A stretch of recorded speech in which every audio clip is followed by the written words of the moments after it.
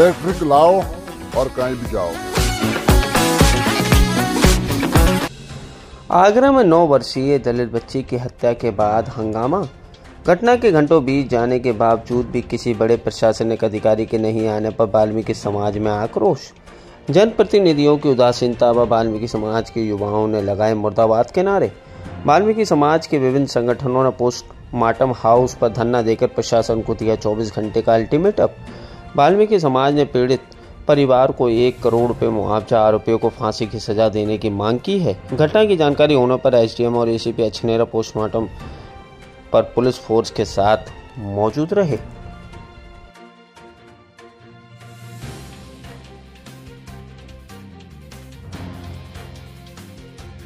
वाल्मीकि बस्ती में रहता हूँ।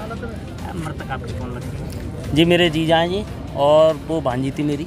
जी क्या घटना हुई है और अब तक प्रशासन ने जो घटना 31 शाम 5:30 बजे की है। जो बेटी नहीं मिली, बेटी मिली है 1 तारीख को सुबह 9 बजे करीब। ठीक है, उसके बाद प्रशासन आया, प्रशासन ने कोई भी वो नहीं करी, हमसे झूठ पे झूठ बोले गए। अधिकारी आ रहे हैं, बड़े बड़े अधिकारी आएंगे, ठीक है, कोई भी नहीं आया। और यहाँ पे पोस्टमार्टम पे भी जबरदस्ती लाया गया है और ये बोल रहे थे कि डीएम साहब वहीं पे आ जाएंगे, हम वहीं बुलवा लेंगे डीएम साहब को। तो अभी तक डीएम साहब नहीं आए और पंचनामा पे भी झूठे साइन करा लिए हैं। आश्वासन दे रहे हैं बस।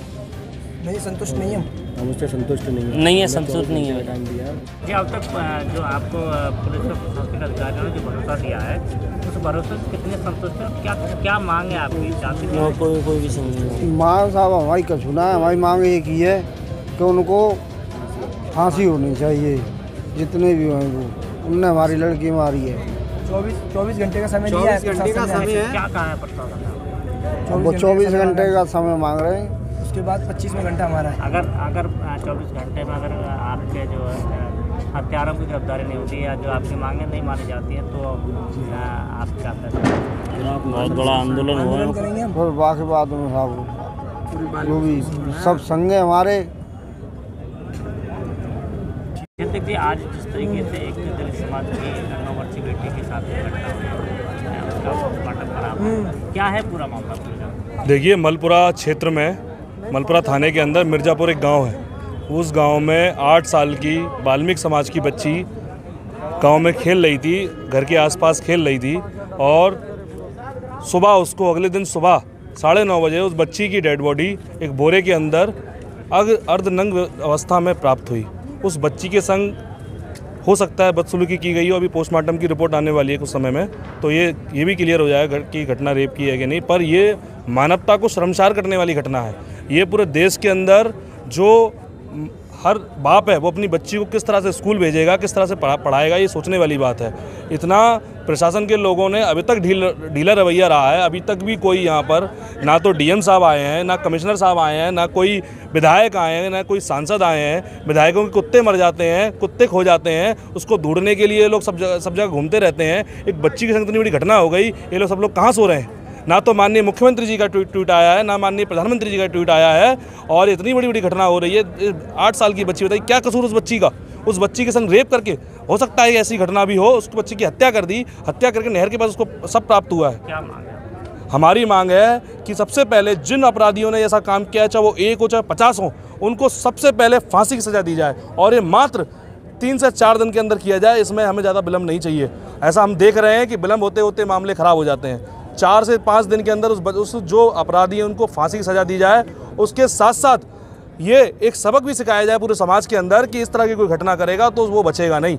ये प्रशासन के लोगों को जानना चाहिए। और माननीय मुख्यमंत्री जी, मैं उनसे कहना चाहता हूँ, आप क्यों भेदभाव करते हैं हमारे लोगों के साथ? क्यों ये अत्याचार होते हैं? क्यों नहीं बोलते हैं? अभी तक सुबह से लेकर के हमें 6 घंटे यहाँ पर हो गए और पिछले 24 घंटे पुरानी घटना है ये। अभी तक एक ट्वीट नहीं आया माननीय मुख्यमंत्री जी का, माननीय प्रधानमंत्री जी ट्वीट नहीं आया। आप चुनावों में जा करके उनके पैर, वाल्मीकि समाज के लोगों के पैर धो कर पीते हो।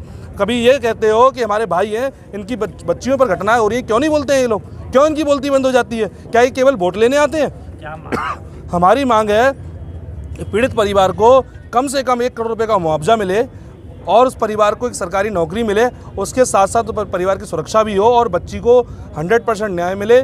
जो अपराधी है उनको फांसी की सजा दी जाए। अपना परिचय देते हुए जानकारी दीजिए, क्या घटना हुई है और अब तक प्रशासन ने कार्रवाई की वो क्या हुई है? मेरा नाम पवन चौधरी है, वाल्मीकि युवा सेवा दल से मंडल अध्यक्ष हूँ। आज जो निंदनीय घटना हुई है गांव मिर्ज़ापुर और थाना मलपुरा की जो घटना है, रात के समय शाम को 5 बजे हमारी बेटी जो 8 वर्ष की है और दूसरी क्लास में पढ़ती है, वो पटाखों के लेकर के गई थी।